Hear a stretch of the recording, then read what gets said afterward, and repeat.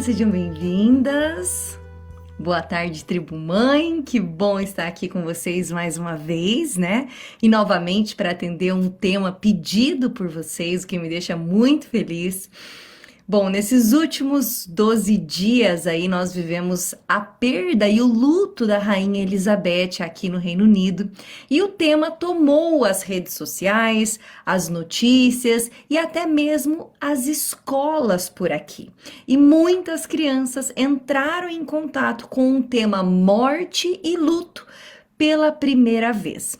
E vocês me pediram para falar sobre esse assunto, sobre esse processo, né? E por isso o tema de hoje é como falar sobre a morte e auxiliar a criança no seu processo de luto, tá bom? Então, primeiramente, eu preciso dizer que esse tema, ele pode ser abordado de muitas maneiras diferentes, né? E essa variação, ela acontece de acordo com as nossas crenças, com a nossa religião, com o que a gente acredita, né, a respeito do tema morte. Então eu vou tentar abordar de maneira mais ampla e variada possível, mas eu quero te lembrar que a sua visão de mundo, de vida e morte, a sua religião, elas são importantes. Todas essas coisas são importantes. Então, vá encaixando, né, as suas crenças na minha fala, conforme a gente for caminhando sobre esse assunto, tá? Eu não consigo aqui abordar todas as religiões, todas as visões, né, de vida e morte, visão de mundo, etc e tal, mas nada impede que você vá fazendo isso, que inclusive é muito rico e muito importante, né, que você vá sempre, durante as nossas palestras, ou qualquer outros encontros que você vá, qualquer livro que você leia, ou vídeo que você assista, que você vá colocando o que há de importante de você, do que você pensa, do que você acha, do que faz sentido na sua vida, para dentro desse tema também. Como eu sempre falo para vocês aqui, o conhecimento nunca pode ser uma camisa de força, né? Ela tem que ser uma massinha de modelar. Então, essa modelagem cabe a você fazer. Então, durante o nosso encontro, vá fazendo, né, isso enquanto eu for passando essas informações para vocês. E já que eu comecei tocando, né, no assunto crenças, religião e visão de mundo, antes de trabalhar esse assunto com a criança, é importante que os seus cuidadores primários, né, o pai e a mãe, o pai e o pai, a mãe e a mãe, seja quem for esse cuidador primário da criança, que eles estejam alinhados com o que eles desejam compartilhar com a criança, para que ela não fique confusa com mensagens opostas, tá? Como, por exemplo, o pai passa para a criança uma visão cristã, né, do que é a vida após a morte, e a mãe diz que nada disso existe, né, que a morte é um ponto final da vida, por exemplo.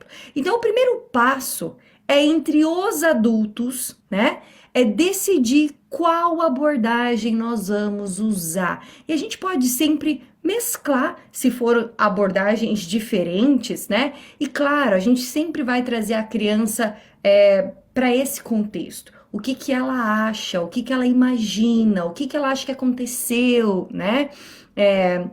Mas é importante que a criança receba dos seus cuidadores uma mesma mensagem, tudo bem? Então, antes de nós falarmos especificamente das crianças, eu quero trazer um embasamento teórico que é muito importante, que são os 5 estágios do luto, tá? Que é descrito aí pela psiquiatra suíça-americana Elizabeth Kubler-Ross, tá? É importante dizer que esses 5 estágios do luto, ele não é só voltado para a criança, tá? Nós estamos falando de qualquer ser humano aí que tá passando pelo luto. Primeiro eu vou descrever para vocês a respeito do luto e depois vou explicar um pouquinho se para todo mundo a gente dá os 5 passos, né, desse jeitinho, como que é que funciona, tá? Então, um luto é o processo que se inicia com uma perda. Não só a física de alguém morrer, né? Mas outras perdas também trazem o sentimento de luto, o processo de luto, tá? E vai até a sua elaboração, quando o indivíduo enlutado volta novamente ao mundo externo, tá? Então é um período de recolhimento em si, né? Uma experiência emocional profunda e individual. Isso quer dizer que nós não sentimos todos da mesma maneira, pelo mesmo tempo, né? Que é definida pela capacidade de lidar com perdas. Então, olha que importante, né? Se ele é um período de recolhimento em si, de olhar para dentro, uma experiência que é emocionalmente muito profunda e que é individual, e ela é definida pela capacidade de lidar com perdas, eu vou abrir aqui um pequeno parênteses para relembrar de um tema que vira e mexe eu pincelo por aqui, que é o ato de permitir que as nossas crianças lidem com a perda, né? Com a frustração, dentro de casa, de um ambiente onde ela é amada, ela é compreendida, né? Onde a gente está usando da empatia. Então eu já dei diversos exemplos aqui, mas como por exemplo o do brinquedo que quebrou, né? Usar dessa oportunidade para que a criança lide com aquela frustração, com aquela dor, daquele brinquedo ter quebrado, né? Ou quando a criança perde um brinquedo, a importância de deixar ela viver essa experiência em um ambiente novamente controlado, com empatia, com amor, né? Todos esses acontecimentos vão construindo a sua criança, vão construindo esse ser para o mundo, né? E inclusive vão capacitando ela para viver situações inevitáveis que a vida irá trazer de perdas, né? Não existe nenhum ser humano que vai passar a sua vida inteira sem ter que lidar com vários tipos de perdas, não é um único tipo, né? Nós lidaremos com vários, inclusive sair da infância é um luto, né? Quando a gente passa pela adolescência, né, da infância para a adolescência, existe um luto que mora ali. Da adolescência para a vida jovem, da vida jovem para a vida, né, mais velha, todos esses processos trazem luto. Então, quanto mais essa criança é permitido viver as experiências que lhe aparecem, né, que lhe cabem ali, melhor essa criança vai estar preparada para lidar com coisas futuras, às vezes maiores, às vezes com maior impacto, né? Então é importante que a gente não prive a criança desses pequenos exemplos que logo mais eu vou falar para vocês aqui a respeito de ir experimentando o que é um luto, o que é uma perda, o que é esse sentimento, como que eu lido com ele, como que eu transformo ele em uma outra coisa. Tudo bem? Fechando parênteses. Então, desde que superado, né, e é fundamental que o seja, né, superado, para que a dor da perda não seja reprimida e se manifeste depois, né, como algum outro sintoma, porque diferente do que muitas pessoas pensam, né, abafar um luto, não falar sobre ele, não entrar em contato, não expressar esse luto, não faz com que ele desapareça, né, ele só é reprimido e ele vai aparecer em algum momento da sua vida como um sintoma, né? Então, o luto não é considerado uma condição patológica, tudo bem? Ele é um processo, ele não é uma condição patológica, é um processo natural do ser humano. Então, viver o luto é um processo natural, não viver o luto que é uma condição patológica. Olha que interessante. Então, mesmo que haja mudanças temporárias no estilo de vida, como a perda de interesse, né, pelo convívio social e pelas atividades do cotidiano, isso não faz com que a gente classifique o luto como uma condição patológica. Tudo bem? Então, algumas manifestações são comuns, como o entorpecimento, que é aquele estado de choque, né? Que a gente fica meio naquele estado avião, assim, né? Modo avião, meio sem saber, meu Deus, aonde eu estou, o que está acontecendo, como assim, né? Aquele primeiro choque inicial, né?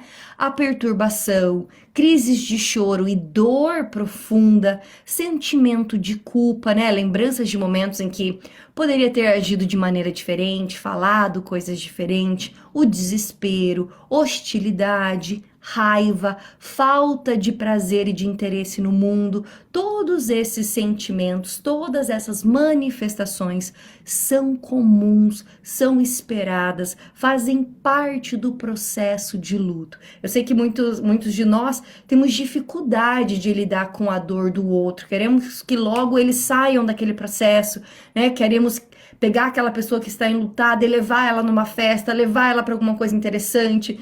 A gente tem dificuldade, inclusive, de entrar naquele espaço de dor do outro e permanecer ali, né?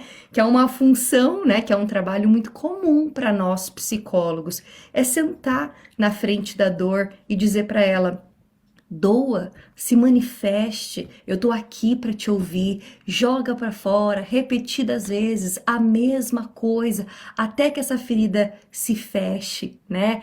Então, por mais que a gente acredite que o melhor seja querer tirar essa pessoa, né, a todo custo desse lugar de luto, é importante que a gente tenha paciência com esse processo, não só com adultos, mas também, claro, com as crianças que vão viver isso um pouco diferente do que o adulto vive, tá?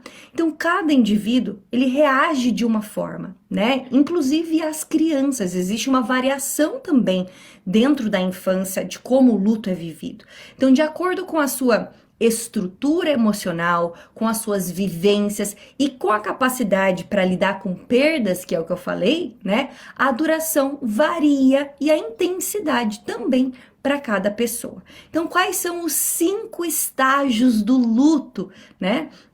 O primeiro deles, né, o primeiro estágio, é a negação e o isolamento. Então, é o primeiro sentimento diante da notícia de doença terminal, por exemplo, para um paciente, né, ou de morte para um enlutado, né? Então, independentemente de como tomou o conhecimento, né, do fato que funciona como um para-choque, na verdade, né, para que o paciente ou o enlutado se acostume com a tal situação que ele está exposto e no qual ele não consegue sair daquela realidade, né? Então funciona como um para-choque, como eu falei para vocês, para que o sujeito possa se acostumar com a situação. E é preciso aguardar o momento oportuno para se aproximar dele, né? Observando os sinais que são demonstrados por essa criança, por esse adulto. Tá? Então, a aceitação parcial é a fase logo após a negação, tá? Quando não se utilizam da negação por muito tempo. Então, é um estado temporário do qual ele se recupera gradativamente à medida que ele vai se acostumando com a realidade até começar a reagir. Então, quando eu conto para uma criança que alguém morreu e ela nega: não, isso não aconteceu, não, eu não quero. Eu devo forçar essa realidade nessa criança ou até mesmo nesse adulto? De maneira nenhuma. Como eu falei, é um para-choque, é uma proteção para que primeiramente ela vá se adaptando e se acostumando com essa ideia dentro de si. Depois essa aceitação ela vai vindo parcialmente, né, de acordo com cada habilidade de cada criança ou de cada pessoa, e a gente não precisa ter pressa, tá? Cada um sabe a velocidade que as coisas são elaboradas aqui dentro da sua cabeça, né? Então, qual é o segundo estágio? O segundo estágio do luto é a raiva. Tá? Surge quando não é mais possível negar o fato e há o sentimento de revolta, de inveja e de ressentimento. Então o paciente ou o enlutado, ele se pergunta: por que que eu e não outra pessoa? Por que comigo, né? Então a raiva, ela é expressa por emoções projetadas no ambiente externo e pelo sentimento de inconformismo, tá? Para a família e os amigos é uma fase difícil de lidar, né? Pois as suas atitudes aí, elas não têm justificativa plausível. A raiva só se torna patológico quando ela se torna crônica, quando isso não passa. Mas nesse processo, tá? Ele é comum. essa revolta, esse jogar para fora. Então pode ser que a criança fala: eu odeio essa pessoa, por que que ela me deixou sozinha, né? Eu não queria que a vovó morresse, eu não queria que o vovô morresse, e, né, e joga essa raiva para fora. Eu até falo que esse é uma das torneirinhas, né, uma das válvulas de escape que o ser humano encontra nesse momento, né, de revolta, nesse momento no qual ele não consegue mudar, alterar essa realidade, a maneira de dar uma diminuída nas coisas que estão aqui dentro da cabeça, para que daí ela comece a fazer essa elaboração, é jogando essa raiva para fora, tá? Então isso é inclusive saudável nesse processo, para que em algum momento essa pessoa sinta que está mais aliviada e daí sim comece a elaborar, né, o que aconteceu e o que está acontecendo. O terceiro estágio do luto é a barganha, tá? Então o paciente começa a ter esperança de uma cura divina ou de um prolongamento da vida, né, em troca de méritos, né, que acredita ter ou ações que promete empreender. E para a criança, como que isso funciona? Normalmente a criança vai fazer essa barganha de: ah, mas eu vou ser um bom menino, ah, mas e se eu fizer isso, ela volta, aí pro meu aniversário, mas e se eu pedir pro Papai Noel? Então a criança tenta fazer também essa barganha, né? Entendendo se realmente não há uma outra maneira dessa pessoa voltar. É importante que nesse momento a gente seja pontual com a criança, não dê esperança para ela, né? É claro que é dolorido falar para a criança: não, ainda que você pedir para o Papai Noel, ela não vai voltar, ainda que você se comportar da maneira X ou Y, essa pessoa não vai retornar, né? É difícil, não estou dizendo que não é, né? Mas é preciso que a gente não dê essa esperança, que a criança não viva em função de tentar se modificar para conseguir trazer essa pessoa de volta, já que isso não é possível, tá? O quarto estágio é a depressão, é o estágio de sentimento de debilitação e tristeza, acompanhados de solidão e saudade. Funciona para o paciente, né, bem como os envolvidos com ele, como uma preparação para suas perdas, tá? Essa fase requer muita conversa e intervenções ativas, né, por parte dos que estão à sua volta, de modo a evitar uma depressão silenciosa, né? É aquilo que eu falei para vocês, às vezes é difícil sentar junto com a dor da pessoa e permanecer ali, né? De dizer para ela: joga para fora, fala como que é, explica, né? Me dá mais detalhes, eu quero te ouvir, eu quero ouvir essa dor que tá aí dentro, né? Isso porque só os que conseguem superar as angústias e as ansiedades são capazes de alcançar o próximo estágio, que é a aceitação. Então a aceitação, ela não é capaz de chegar, né, se a gente não passa por esses estágios, inclusive essa da tristeza, porque se eu estou vivendo o luto por alguém, né, é porque essa pessoa tem um significado para mim, é porque essa pessoa marcou a minha história, é porque eu tenho um sentimento por essa pessoa. Então é natural que ao me afastar permanentemente ou por um longo período, depende da sua crença, né, que eu sinta tristeza, que eu sinta saudade, que eu sinta solidão, que eu sinta que uma parte de mim, né, tá vazia. E é importante que a gente viva isso, porque esse é o único caminho para chegar até o quinto estágio, que é a aceitação. Então, após externar sentimentos e angústias, né, inveja pelos vivos e sadios, caso seja essa pessoa que está doente, você esteja lidando com alguém que está, né, lidando com uma doença terminal, né, raiva pelos que não são obrigados a enfrentar a morte, né, lamento pela perda iminente de pessoas e de lugares queridos, né? A tendência é que o paciente terminal, por exemplo, aceite a sua condição e contemple o seu fim próximo com mais tranquilidade e menos expectativas, né? E o enlutado, que já conseguiu vencer os estágios anteriores, ele chega agora ao momento em que a saudade se torna mais sossegada, né? Se sente mais em paz e começa a ter condições de se organizar na vida novamente. E não quer dizer que ao passar pelos 5 estágios do luto, a gente saia dele com aquela pessoa não tendo mais um significado na nossa vida, não tendo mais um espaço, como se eu tivesse realmente deixado ela para trás e agora eu sigo a minha vida não carregando mais isso, né? A gente aprende a lidar com essa saudade. Eu falo que ela vai ganhando novos formatos, né?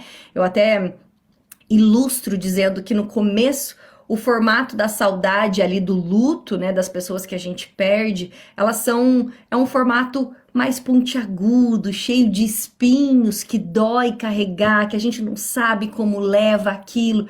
E conforme a gente vai moldando esses sentimentos, falando, lidando, né, compartilhando esse processo, né? Esses espinhos vão diminuindo, essa saudade vai ganhando um novo formato e ela vai estar sempre ali, né? Mas ela já não dói mais como ela doía antes, né? E a gente consegue ressignificar essa saudade em algo positivo, em algo que me motiva, em algo que me faz buscar determinadas coisas, né? Então a saudade ganha uma conotação mais positiva.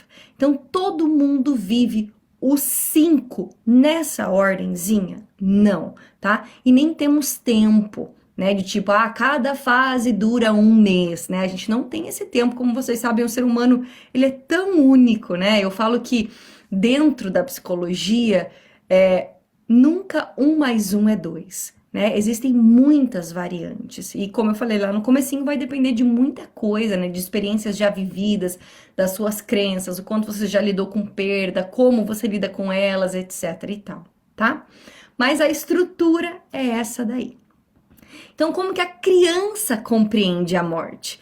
A compreensão das crianças sobre a morte varia de acordo com as experiências pessoais e familiares e andam junto ao desenvolvimento cognitivo delas. Então vai variar, né? E embora seja variável, a categorização por faixa etária ajuda a compreender o processo de cada uma delas. Então lembrando sempre que quando a Marília traz aqui faixa etárias, né? É mais ou menos. Algumas crianças estão certinho nessa faixa etária do desenvolvimento cognitivos, umas estão um pouco para trás, outras estão um pouco para frente. Vai depender muito também de o quanto essa criança já entrou em contato com o tema morte, ciclo da vida, o quanto que ela tem desse conhecimento, o quanto a gente trata com naturalidade, ou o quanto pra gente é algo que traz medo, insegurança, é um tabu, ninguém nem fala sobre isso, né? Enfim.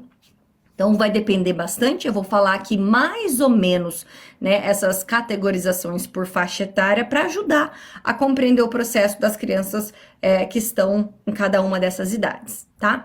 Então até os 3 anos, a criança percebe a morte como ausência e falta, tá? E pode pensar que é algo temporário, né? Que é possível morrer só um pouquinho e depois voltar, né? A criança não tem muita noção ainda de tempo, né? Tanto é que quando você fala para uma criança, a gente vai viajar para o Brasil daqui 23 dias, ela não tem compreensão do que é 23 dias. Muitas vezes ela não tem compreensão nem o que é no final de semana, né? Até as crianças ali por volta dos 3 anos, aqui principalmente no Reino Unido, costuma-se dizer quantas dormidas a criança precisa até aquele momento chegar. Então, se a gente vai viajar no final de semana, faltam 3 dormidas até a gente viajar. Então, a criança sabe que eu dormi uma vez, dormi uma segunda vez, dormi a terceira vez e agora eu vou viajar.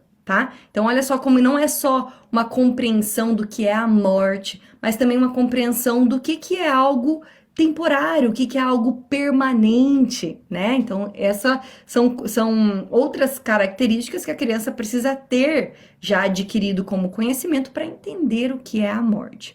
Entre os 3 e os 5 anos, a criança ainda mistura muito a fantasia e a realidade, né?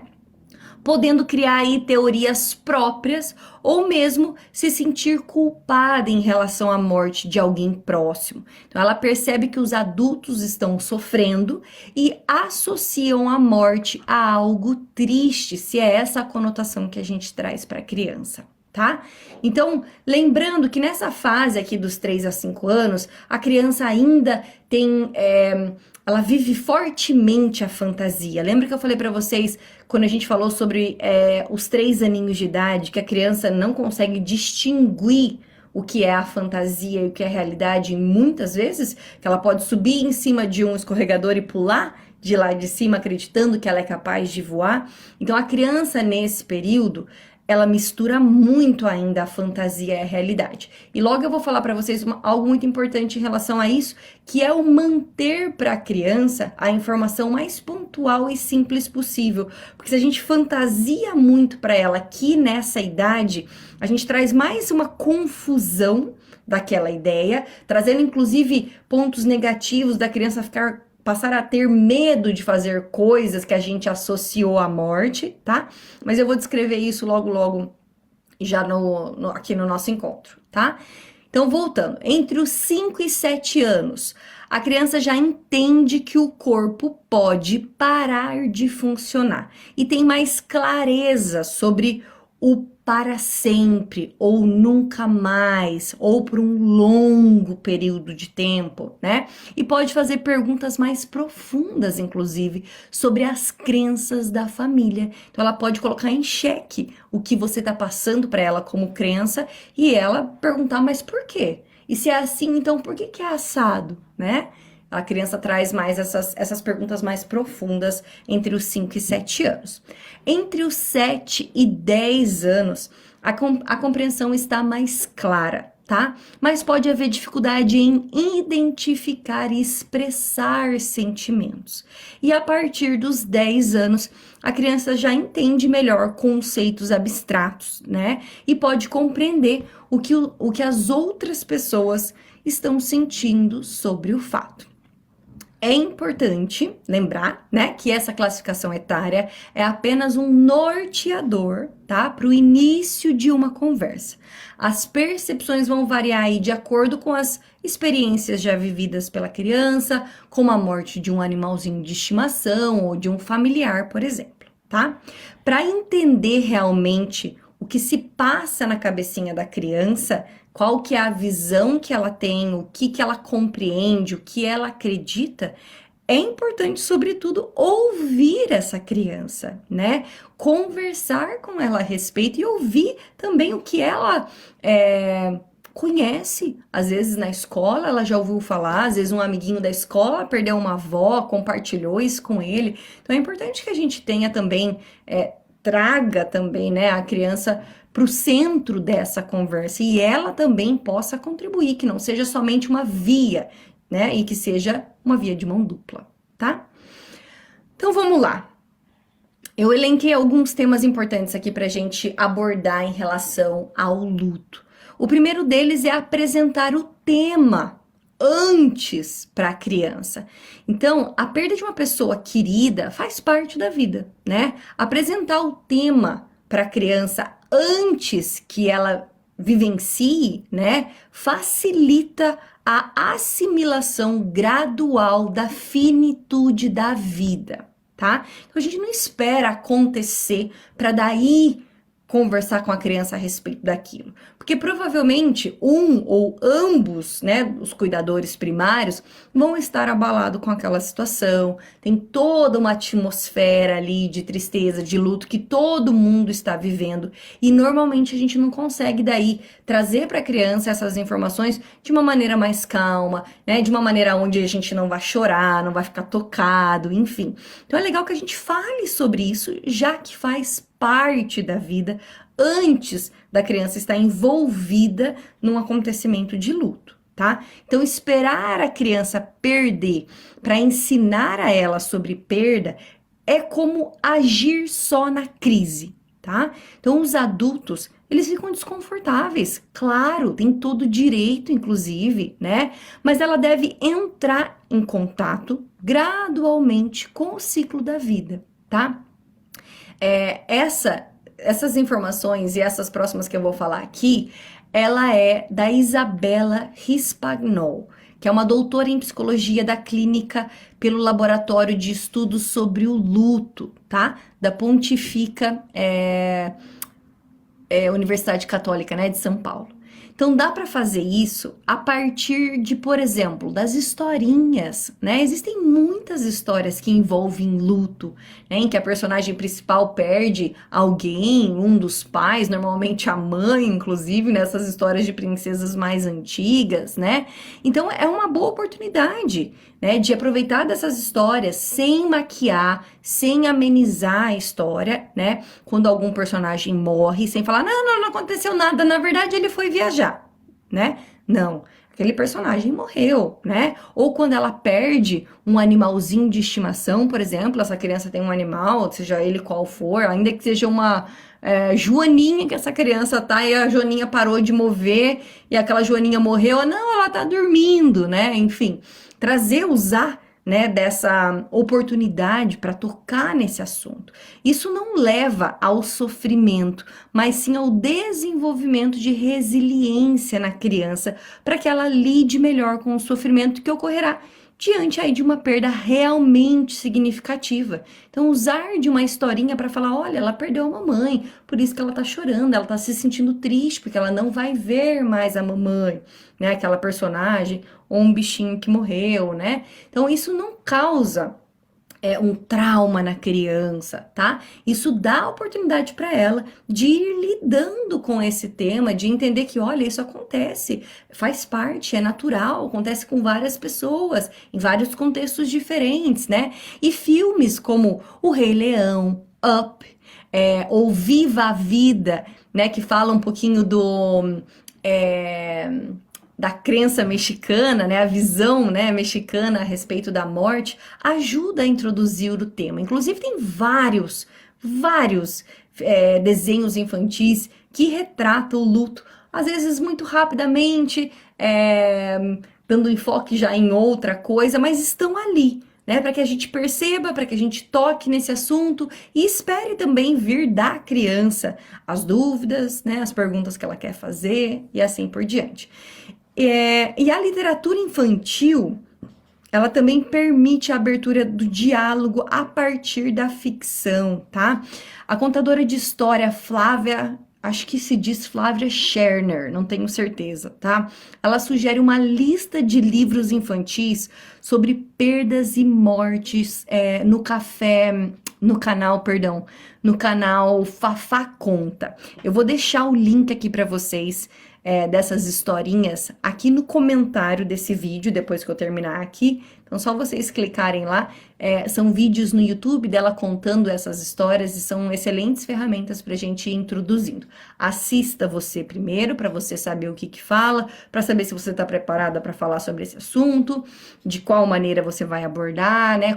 Se você acha que é apropriado para sua criança, para a idade da sua criança, mas eu vou deixar aqui o link depois para vocês, tá? Além disso, nós podemos também usar as pequenas mortes do dia a dia, né, para abordar esse assunto. Então, mortes de insetos, mortes de plantas, né, de pequenos animais, né, às vezes você está andando num parque, tem um bichinho, uma pomba morta, tem um esquilo morto, né, são oportunidades, tá? São um bom treino para entender a sequência da vida e facilita na hora de lidar, né, com a morte de alguém mais próximo, tá? Outro ponto é a transparência e honestidade com a criança. Então, apesar de ser tentador, né, a ideia de poupar as crianças dos sofrimentos da vida, omitir ou mentir sobre o tema, talvez não seja uma boa opção, tá? O silenciamento pode atrapalhar na compreensão da criança sobre o que está acontecendo. Então, quando alguém morre, né, além da ausência dessa pessoa, a criança percebe a alteração emocional dos adultos à sua volta.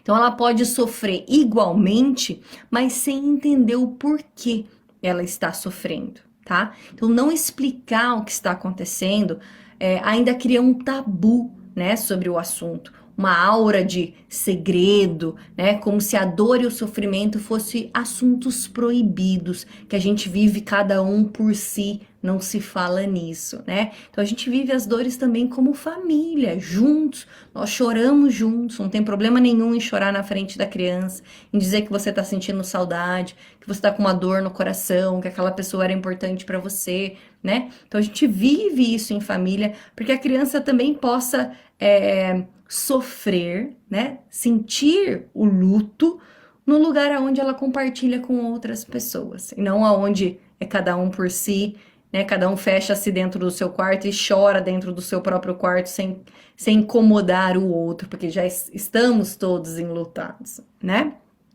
Então, como proceder na hora de contar para a criança? Se for alguém próximo, né, e você estiver sofrendo muito, procure viver a sua dor primeiro, né? Jogar um pouco para fora, chorar, se questionar, estar no colo de outra pessoa, se permita primeiramente dar essa leve esvaziada, né?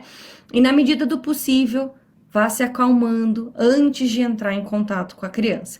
Se sentir a necessidade, convide alguém que não esteja tão abalado, né, para estar ao seu lado e te auxiliar nessa tarefa, né? Caso você comece a chorar e não consiga continuar a fala, para que essa pessoa que esteja contigo ali, que não esteja tão envolvida, mas está ali com você para te dar esse suporte, para te ajudar a explicar, a falar, a tocar no assunto, né? Sem esquecer, claro, de alinhar primeiramente com essa pessoa, com essa terceira pessoa, né? Qual que é a mensagem que você e o seu companheiro, sua companheira, querem passar para a criança. Então, aquela pessoa vai auxiliar no caminho que vocês dois decidiram.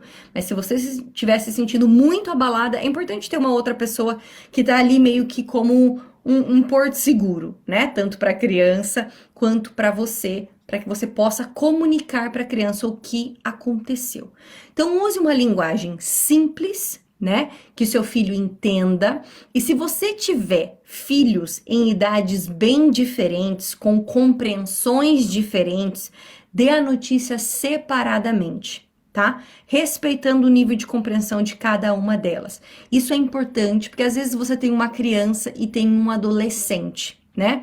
E às vezes para a criança você vai usar uma linguagem mais simples, vai falar que aquela pessoa se tornou uma estrelinha, e às vezes para aquele adolescente isso não encaixa, né? Para aquele adolescente ele precisa de algo dentro do que ele pensa, dentro do que ele acredita, dentro do que ele já é capaz de entender. Então vai dar uma infantilizada num assunto que para ele já se sente capaz de entender aquilo de uma outra forma. Então, se você tiver crianças que são bem diferentes, procure dar essas notícias separadamente, tá? É aconselhado, inclusive, usar o verbo morrer mesmo, tá? Algumas pessoas falam, ai Marília, como que eu conto? Né? Usando o verbo morrer, tá? Mesmo, tá? Em vez de figuras aí de linguagem, para que a mensagem fique clara e não traga dúvidas ou falsas esperanças para essa criança, tudo bem? Então lembra que eu falei lá no começo, quanto mais essa criança tiver contato com a palavra morrer, com o que é a morte, de um inseto, de uma flor que morreu, né, de um bichinho que a gente viu no parque. Mas essa palavra, na verdade, essa palavra é um tabu para nós adultos, porque nós provavelmente crescemos, né, sendo construídos por esse tabu que é morrer. Mas para a criança, né, é como outra palavra. Se eu trago para ela como algo normal, todo mundo vai morrer, né? Como algo que faz parte do ciclo da vida, que inclusive a criança vai entrar em contato com isso logo nos primeiros anos aqui de escola, inclusive até dentro da própria nursery, né? No último ano de nursery ali, os preschoolers, né? A gente aborda o tema ciclo da vida e ela vai ver de novo no reception e ela vai ver de novo no year one. Então a criança vai ouvir falar sobre morte, tá? Não tenham medo de abordar esse assunto com a criança e na hora de falar para ela o que aconteceu, fale para ela a palavra clara, tá? Para que não fique falsas esperanças ou dúvidas, porque isso machuca muito mais essa criança. Então, se a pessoa estava muito doente, por exemplo, ou ela tinha uma certa idade, isso vai responder a famosa pergunta por quê, né? Porque a criança, dependendo da idade que ela tá, o porquê é uma ferramenta que ela usa diariamente, centenas de vezes no seu dia.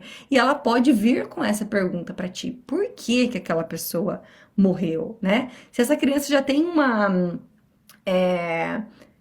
um conhecimento do ciclo da vida, né? De, por exemplo, ela viu que tem os ovinhos, que viram uma largatinha, que vira um casulo, que vira uma borboleta e depois ela morre, né? A própria criança vai associar, ela vai falar, ela morreu que nem a borboleta, né? E aí você fala assim, que nem aquele ciclo da vida que a gente lê no livrinho tal, que a gente viu, né, em tal museu, tem vários museus que tem, né, lá o ciclo da vida.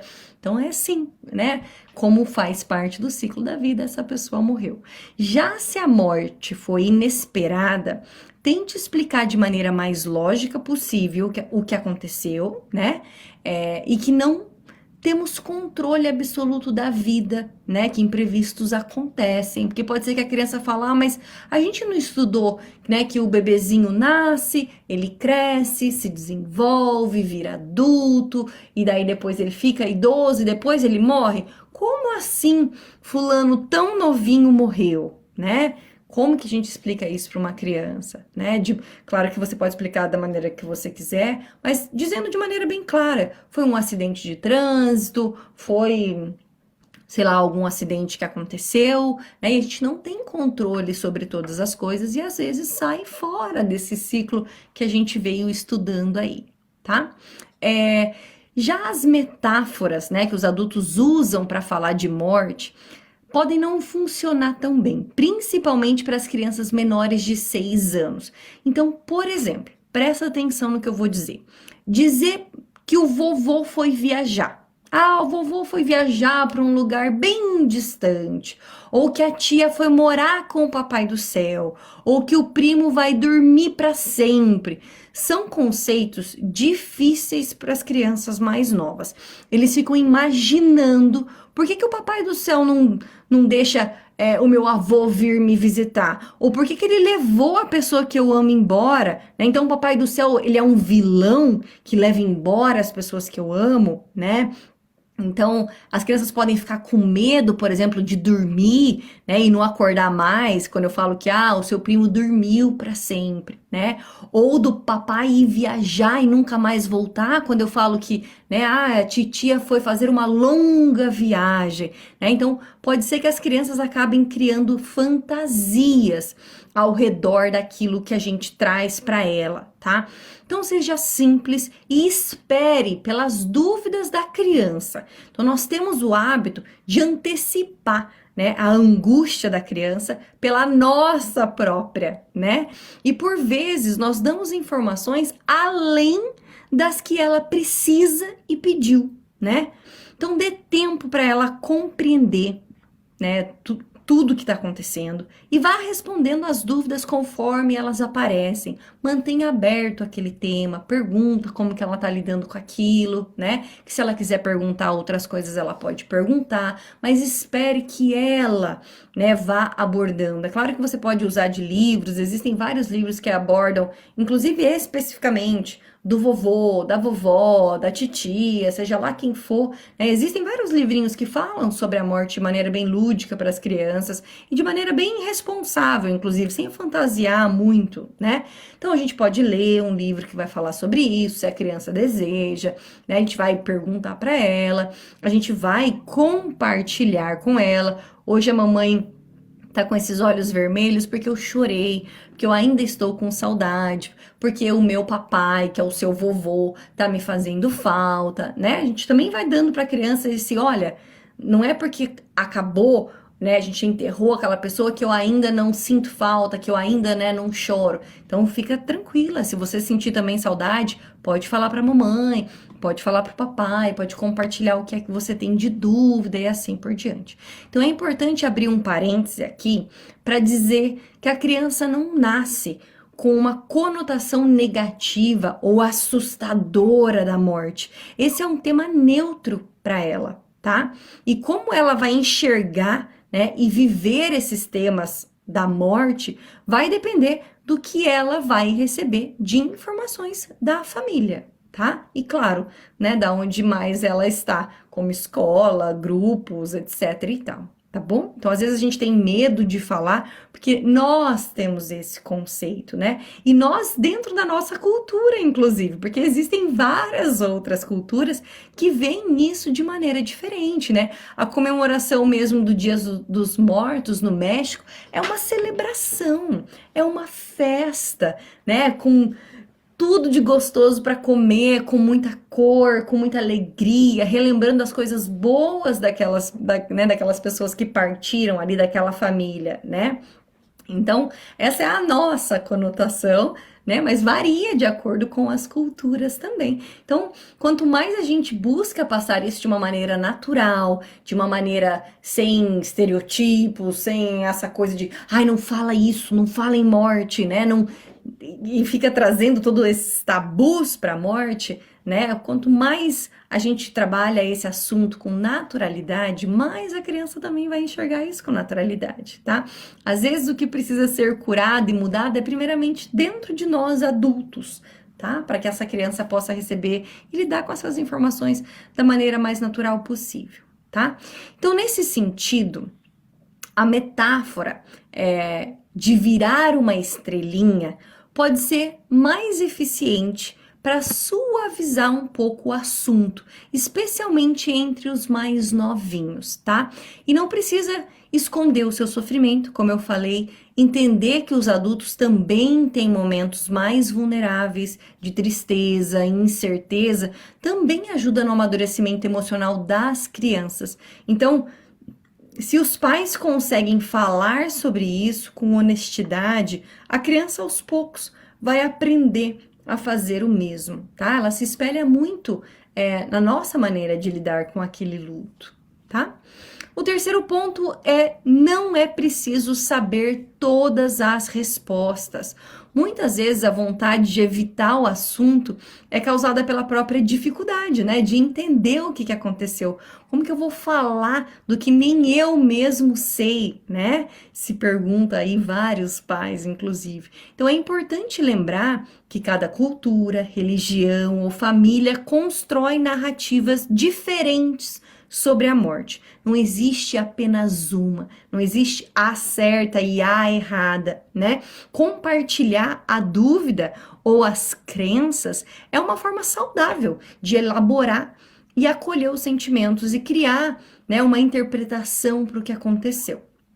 Porém, independentemente das crenças, recomenda-se deixar claro para as crianças que o corpo não funciona mais depois da morte, tá? E que esse é um processo irreversível. Porque a gente traz para a criança, dependendo da sua crença, de que essa pessoa está fazendo, sei lá, tá tocando violão lá no céu, ela tá colhendo frutas lá no céu, ela tá fazendo isso ou aquilo que ela gostava de fazer aqui na Terra, lá no céu. E muitas vezes a criança associa isso que então aquele corpo não morreu, né? Que aquele corpo físico, se ele tá fazendo todas essas coisas, inclusive ele pode encontrar esse caminho de volta. Então só é importante deixar para a criança claro essa finitude do corpo físico, tá? O quarto ponto é entender o sentimento e as manifestações físicas do luto. Então é fundamental abrir espaço para a criança expressar os sentimentos, seja de raiva, seja de tristeza, de medo, culpa ou ansiedade. E essas emoções, elas provocam reações no corpo que variam conforme a criança.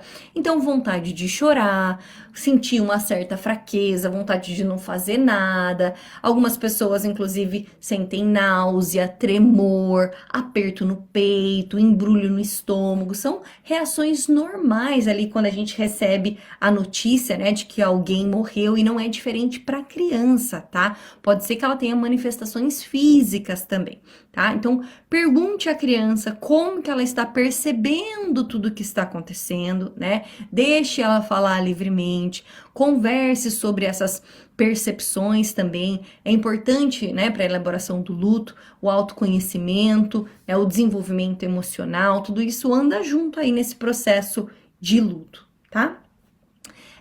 O quinto ponto é dar tempo ao luto infantil. Então, o sentimento de perda, ele pode se manifestar em momentos diferentes para adultos e para crianças. Isso vai depender muito da idade e da compreensão dessa criança. Então, para as menores, é comum que inicialmente elas não percebam a gravidade da morte, né? Da mesma forma que um adulto percebe, tá? Então, não estranhem se a criança agir como se nada tivesse acontecido, né? Especialmente se não for alguém que faça parte das relações diárias dela, pode ser que ela esteja brincando num velório, inclusive, tá? Então, com o tempo, conforme elas percebem a irreversibilidade da morte e da ausência, né? Opa, aquela pessoa não voltou mais, né? Eu vou em tal lugar e ela não está mais lá. Então, começa aí, né, a experimentar a dor da perda. Então, pode ser que no começo essa criança mostre que tá tudo bem, eu tô brincando, eu expliquei, o pai falou, a mãe falou, choraram, a criança percebeu, etc e tal, mas pra ela, né? Uma criança menor não tem muita essa compreensão de que, mas não vai voltar, né? Mesmo, é pra sempre. Então, como a criança não tem muita essa percepção, ela, tudo bem, né? Porque ela vê as pessoas indo e vindo. Se é uma pessoa que ela vê só de final de semana, se é uma pessoa que ela vê 2 vezes no ano, pode ser que ela reaja como se nada tivesse acontecido e mais pra frente ela vá viver esse luto, tá? Ao mesmo tempo em que se deve respeitar esse tipo de reação, é importante ficar atento às manifestações não explícitas do luto na criança, como por exemplo, mudanças de comportamento, né? Então a criança se torna um pouco mais hostil, quer quebrar as coisas, quer jogar fora, joga os brinquedos no lixo, né? Mudança de apetite ou alteração no sono, tá? No humor também. Na criança que já era desfraldada e volta a fazer xixi na cama, ter acidentes, né? E, inclusive, algumas crianças vão ter um luto bem tardio, como por exemplo, quando ela tá lá na escola e aí tem um amiguinho que fala do vô, que fala da avó, às vezes é justo aquela pessoa que ela perdeu e aí ela se dá conta daquela falta, né? Ou ela percebe que tem um outro primo do outro lado da família que ainda tem um vovô, uma vovó, né? E aí ela percebe aquela falta, tá? Então pode ser que isso venha bem tardio, inclusive, tá? O sexto ponto é estimular as boas lembranças. Isso ajuda a criança, inclusive, no processo de luto.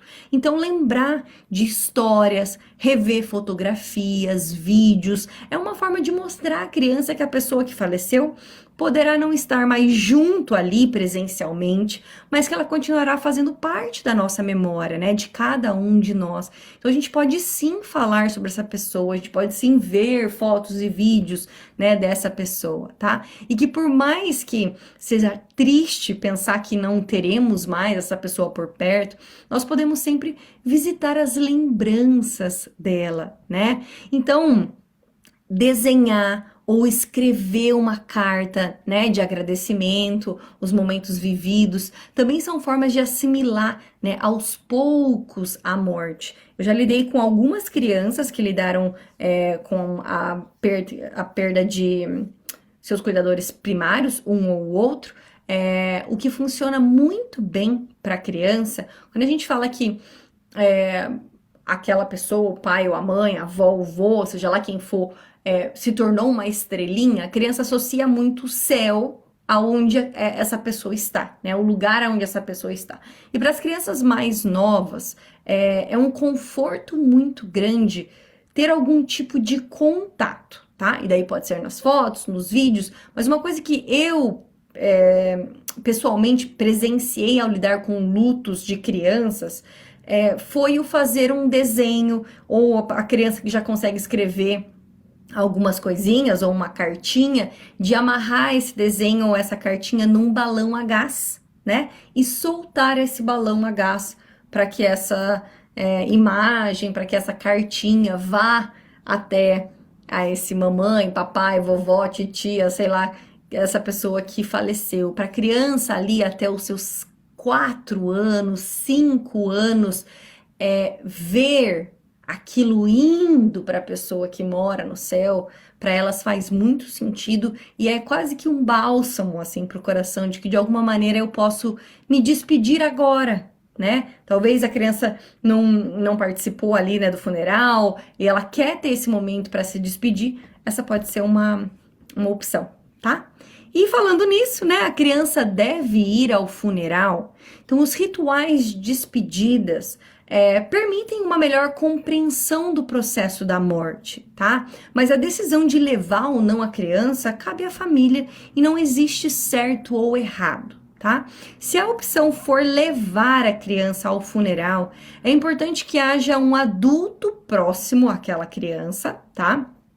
Em condições emocionais para estar ali, né, do lado dessa criança, para acolher e para conversar, né, para sanar as dúvidas que possa vir dessa criança, tá? Por exemplo, explicar, né, que a pessoa não vai acordar mais, né, que essa é uma despedida, que as pessoas estão chorando por saudade, por tristeza, tá? Por outro lado, se os pais estiverem muito fragilizados, né, ou em desespero, pode não estar em condições, né, de acolher essa criança e optar por deixar ela em casa, né, na companhia de alguém de confiança. É importante que a gente primeiramente se respeite, né? Se para você é um momento de muita fragilidade, de muito sofrimento, talvez não seja o melhor momento para você ter que lidar também com essa criança. Talvez você queira viver aquele momento ali sem a criança e depois, né, você tira esse momento para viver com ela o que está acontecendo. Então, para os pais que optam por levarem as crianças ao velório, é aconselhado que seja por pouco tempo, tá? Evitando essas horas e horas e horas ali, né, no velório, né? E as horas mais críticas também, como o fechamento do caixão e o sepultamento, tá? Que é quando a gente coloca o caixão, né? E aí vai cobrir esse caixão. Então, ter a sensibilidade de avaliar a situação, né? Em casos mais catastróficos, onde os familiares manifestam, né, as suas dores de maneiras mais fervorosas, né? É importante que a criança seja retirada do local. Então, às vezes, você tá ali com a criança naquele ambiente, as pessoas estão chorando, mas, né, aquele choro mais tranquilo, né? E aí, de repente, chega alguém com esse choro mais fervoroso, mais alto. É importante que a criança seja retirada daquele ambiente, tá? De toda forma, é importante explicar o que está acontecendo, tá? Considerando a capacidade, claro, de compreensão, né, e a faixa etária dessa criança. Mas é possível que grande parte, né, do que for vivido nesse momento seja ressignificado conforme a criança cresce, né, e as conversas evoluem. Então, pode ser que lá pelos seus 10 anos, a criança tenha curiosidade de saber como que meu avô morreu, como que a minha avó morreu, como que foi esse período, né? Como que você viveu isso? Pode ser que lá na adolescência essas dúvidas, essas curiosidades venham. Isso ainda faz parte do ressignificar, né? Do luto, da morte para aquela criança, tá? Muitas vezes isso vem na hora que ela consegue colocar cada pecinha no seu lugar e fala, opa, calma lá, como que isso foi vivido, né? Então é importante que ainda que venha bem tardio, né, que isso seja respondido, tá? Então, quando buscar ajuda profissional para lidar com o luto infantil? É comum que crianças misturem fantasia e realidade, como eu falei para vocês, e criem teorias próprias para a morte, né, de uma pessoa próxima, especialmente se for um dos pais, por exemplo. Então, muitas podem sentir culpa por ter brigado em algum momento ou nutrido um sentimento negativo, né? Ter vivido recentemente uma briga com o pai e com a mãe, né? De colocar de castigo, etc e tal. Às vezes aquela pessoa sai de casa e acontece uma fatalidade, né? Então, existe a chance da criança se sentir culpada por aquela morte. E isso é muito importante, a gente prestar atenção nesse sentimento, tá?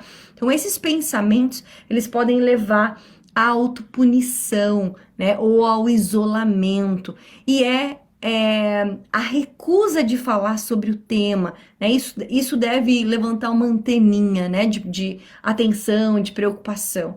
Se isso for prolongado, é recomendado um acompanhamento psicológico, tá? Se você está vivendo o seu processo de luto de uma maneira muito doída, né, uma maneira prolongada, inclusive, e não consegue ter essa abertura com a criança, né, de sentar e falar porque te dói muito, porque tá difícil para você, né, é importante que você busque um acompanhamento psicológico para que a criança tenha esse espaço lá, né, para ser acolhida, para compreender o que está acontecendo, dentro do que ela é capaz, né, de processar, etc e tal. Isso não quer dizer que a criança daí vai deixar de falar com você a respeito disso, ou em algum momento no seu futuro vai querer voltar para ti, para perguntar a respeito desse tema. Mas se para você naquele primeiro momento tá muito difícil isso, tá? Não há problema nenhum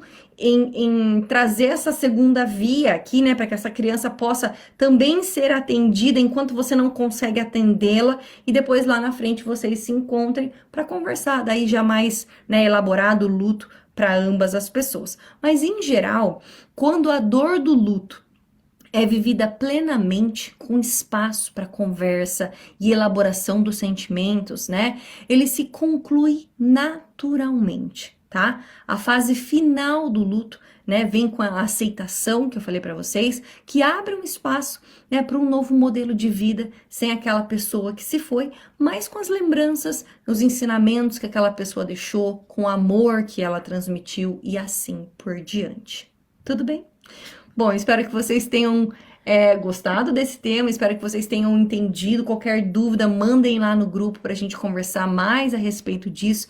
Mas eu acho que o ensinamento que mais fica aqui é já trazer esse tema, aproveitar de quando ele aparece nas histórias, nos filmes, na nossa vida, nas pequenas coisas, para falar, né, com naturalidade sobre o ciclo da vida. Tá? Qualquer dúvida que vocês precisarem, por favor, me mandem mensagem, compartilha lá no grupo. Vou deixar o link aqui para vocês e também vou mandar, acho que eu vou montar aqui um post com alguns livros que falam, livros infantis que falam sobre luto. E se vocês tiverem algum aí na casa de vocês que vocês quiserem compartilhar, manda lá no nosso grupo do WhatsApp também, tá bom? Um beijo para vocês, bom final da semana. A gente se fala semana que vem. A gente se encontra no domingo pro nosso almoço da tribo, tá bom? Um beijo para vocês.